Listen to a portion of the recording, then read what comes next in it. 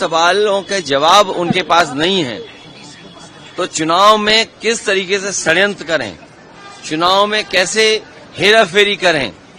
अगर एसआईआर की बात थी तो ये 1 साल पहले भी लाई जा सकती थी, प्रदेश में समय भी मिल सकता था, लेकिन जानबूझ करके जब उन्हें पता है कि बिहार की जनता उनके खिलाफ है तो एसआईआर के बहाने ये बड़े पैमाने पर वोट काटना चाहते हैं।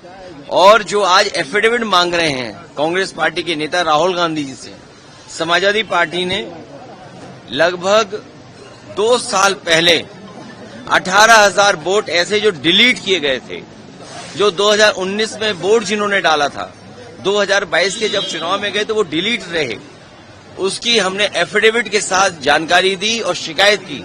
अभी भी एक भी अधिकारी के खिलाफ कार्रवाई नहीं हुई है। अगर एक भी जिलाधिकारी या वरिष्ठ अधिकारी के खिलाफ कार्रवाई हो जाएगी तो किसी भी नागरिक का वोट नहीं काटा जाएगा।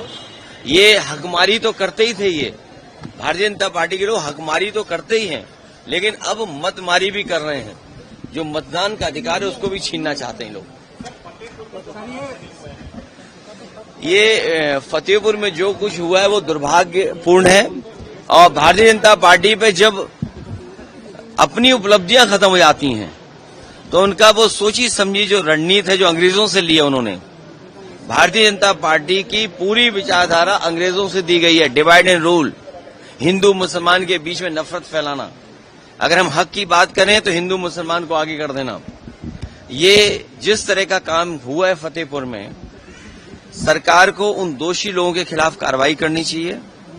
जितने लोग वीडियो विजुअल्स में दिखाई दे रहे हैं उन सबको जेल भेजना चाहिए और अगर जिलाधिकारी और पुलिस विभाग वहां का नहीं भेज रहा है तो कहीं न कहीं सरकार को ये निर्णय लेना चाहिए कि वो अधिकारी रहने लायक नहीं है, उन्हीं के कारण वो घटना हुई है। सर, ये संसद से कब लड़ाई लड़ेंगे? अब ये लड़ाई लगातार चलती रहेगी क्योंकि लंबी लड़ाई है, लगातार चलते रहना पड़ेगा। चलिए, बहुत धन्यवाद। फतेहपुर मकबरा का तस्वीर देखने के बाद कुछ और कहने के लिए बचा है क्या? सवाल तो सिर्फ सिस्टम से ही होगा ना, सवाल से सरकार से ही होगा, सूबे के मुख्यमंत्री से होगा, योगी पुलिस से होगा। और उसके बयान क्या आते हैं दर्शकों? बीजेपी का नेता ये खुलेआम कहता है कि दरअसल ये ऐलान करता है, पूरा साजिश बैठाता है, पूरा प्लान बैठाता है। ये नहीं है कि अचानक से हमला बोल दिया या फतेहपुर मकबरा में घुस गया या पूजा अर्चना करने लगा या फिर कुछ भी, मान अचानक से कुछ नहीं हुआ, सब प्लान्ड है। ये मतलब पूरी तरीके से प्री प्लान्ड है। सब लोगों को इन्फॉर्म भेजा गया, कितने लोग आएंगे, कहाँ आएंगे, और योगी पुलिस मुस्तैद है, आपने तस्वीरों में देखा भी होगा। उसके बावजूद हम सबको ये घिनौना तस्वीर देखने को मिल रहा है। और योगी पुलिस से सवाल पूछे, डीएम से सवाल पूछे, आईएएस से, एसपी से सवाल पूछे तो वो कह रहा है भाई अचानक से कैसे आ गया मुझे पता नहीं है। मतलब बेशर्मी की एक जो है हद होती है। इसीलिए मैंने कहा मैं थक चुका हूं बोल बोलकर, ये गोदी मीडिया से थक चुका हूं, ये नए भारत के मंत्री नेता गुंडों से थक चुका हूं कि आखिर कहें तो किससे कहें, बोले तो किससे बोले, तो आखिर कौन सुनने वाला है।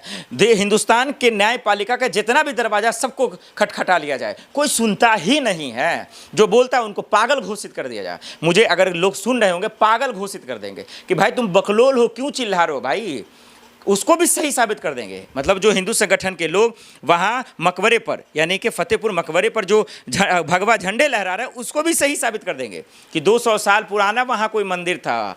क्या करोगे यार, इस नए भारत में कोई स्कूल तो ढूंढ लो। उसी यूपी में इतने स्कूल बंद हो गए, किसी की हिम्मत और हैसियत हुई कि आवाज़ उठा सके या बोल सके कि शिक्षा व्यवस्था ख़त्म हो जाएगा, बच्चों की ज़िंदगी चौपट हो जाएगी। लेकिन नहीं, इन लोगों को मज़ा आता है। ये मासूम लोग हैं, ये दरअसल इनका कोई कसूर नहीं है। ये कहीं ना कहीं जो है वो पावर में बैठे लोग तमाशा करवा रहे हैं, एक तांडव करवा रहे हैं ताकि मज़ा ले सके। उनको मज़ा आता है ये सब देखने में। जब गरीबों के बच्चे जेल जाते हैं ना, गरीबों के बच्चे जब आग में सुलझ जाते हैं ना, ये नफ़रत के जहर में पूरी तरीके से बर्बाद हो जाते हैं ना, तो उनको मज़ा आता है देखने में, क्योंकि वो उनके अपने बच्चे ब्रिटेन, यूक्रेन, रसिया, लंदन, ये अमेरिका जैसे देशों में पढ़ेंगे। ये लोग क्यों यहाँ रहेंगे? आप देख लीजिए एक मंत्री के नेता को निकाल कर। ये सब बयान सुनकर आप थक चुके होंगे। क्यों बता रहा हूँ मैं, कोई फ़र्क नहीं पड़ता, आपको ही सुधरना पड़ेगा। अपने बच्चों को संभाल लीजिए, अपने बच्चों को घर में रखिए, अपने बच्चों को सही तरबियत दीजिए, सही तालीम दीजिए। नहीं तो कहीं ना कहीं कोई मंदिर में मंदिर में मस्जिद की बात करेगा, मस्जिद में मंदिर की बात करेगा, और इसी तरह का किसी भीड़ का हिस्सा हो जाएगा और कहीं ना कहीं जो है आपके बेटे को फंसा दिया जाएगा। ये आज मंत्री से सवाल पूछेगा, उनको जवाब देने के लिए कुछ नहीं है। पुलिस से सवाल पूछेगा, बोलने के लिए कुछ नहीं। देखिए ना, दुम दबाकर खड़ा हुआ, कोई बोलने वाला नहीं है। उसके सामने लाठी डंडों से हा हा ही चल रहा है, होर मचा हुआ है। वो उसको रगड़ रहा, वो उसको रगड़ रहा। और यहाँ पे अगर कोई मुसलमान होता, समझिए ये भगवान का, अल्लाह का, खुदा का शुक्र है कि कोई मुसलमान नहीं है, नहीं तो सोचिए उसकी क्या हालत होती। सोचिए कि गोली मार दिया जाता, कैमरे पे गोली मार दिया जाता, कोई कुछ नहीं करता। अगर वो सिर्फ मुसलमान होता तो क्या यूपी की तस्वीरें आप भूल गए हैं? क्या यूपी में बताने की भी ज़रूरत है? नहीं बताने की ज़रूरत है, आपको हर वो चीज़ याद है। लेकिन इसके बावजूद क्या बोला जाए। इसलिए हिंदू हो, मुसलमान हो, सिख हो, ईसाई हो, मैं सबसे हाथ जोड़कर बोलना चाहता हूं, अपने बच्चों को सही परवरिश दीजिए, बचा लीजिए उनको सही तालीम दीजिए। भीड़ का हिस्सा मत बनने दीजिए, नेताओं के घर पर दरवाजे पे मत भेजिए, नहीं तो वो अपने बच्चों को अच्छी ज़िंदगी देंगे और आपके बच्चे को शैतान बनाकर जेल में डलवा देंगे या मरवा देंगे ये लोग। इस नेताओं से बचिए, उनके नफरत से, उनके जहर से, उनके बदमाशी से, उनके आगे वाले तांडव जो मचाने वाले होते हैं उनसे बचिए, नहीं तो आप समझिएगा। देखिए ना, नूह में भी क्या हुआ, वहाँ भी अचानक से हिंसा हुई। देखिए कहाँ खबरें, कभी यूपी, कभी हरियाणा, कभी झारखंड, कभी राजस्थान, हर जगह तांडव मचा रखा इन लोगों ने।